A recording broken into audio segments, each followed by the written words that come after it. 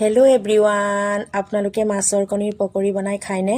আজি মই বনাবলৈ লৈছোঁ বেচন আৰু মাছৰ কণীৰ পকৰি। তাৰমানে ল'ৰাটোৱে মাছৰ কণী এনেই বনাই দিলে নাখায় কাৰণে মই বেচনৰ লগত পকৰি বনাই দিছোঁ। তেতিয়াতো সি খাব ন? তো আপোনালোকেও এনেকৈ কৰিবচোন, যদি ল'ৰা ছোৱালীয়ে নাখায় এনেকৈ বনাই দিব। আৰু অলপমান মই জলকীয়া গুড়ি দি দিছোঁ আৰু আন্দাজমতে মই অলপমান নিমখ দি লৈছোঁ। আৰু কাটি থোৱা পিঁয়াজখিনিও মই ইয়াতে এড কৰিছোঁ। এতিয়া মই ভালকৈ মিক্স কৰিম সকলোখিনি।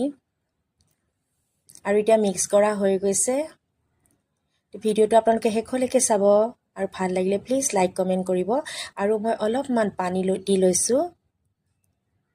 আপোনালোকৰো যদি ল'ৰা ছোৱালীয়ে নাখায় এনেকৈ বনাই দিবচোন। এতিয়া মোৰ মিশ্ৰণটো তৈয়াৰ হৈ গৈছে। আৰু এতিয়া মই কেৰাহীত তেল দি ল'ম।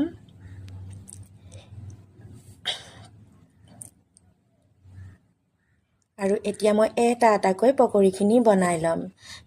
আপোনালোকেও এনেকৈ বনাই খাবচোন। এনেকৈ বনাই খালেও বহুত ভাল লাগে। ইয়াতে কাৰি পাত্তা বা নৰসিংহৰ পাতো মিলাই খাবচোন, বহুত ভাল লাগে। আৰু এটা এটাকৈ মই এতিয়া সকলোখিনি দি ল'লোঁ আৰু মোৰ পকৰি ৰেডি।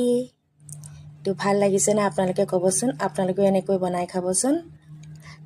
ভিডিঅ'টো ইমানেই, বাই।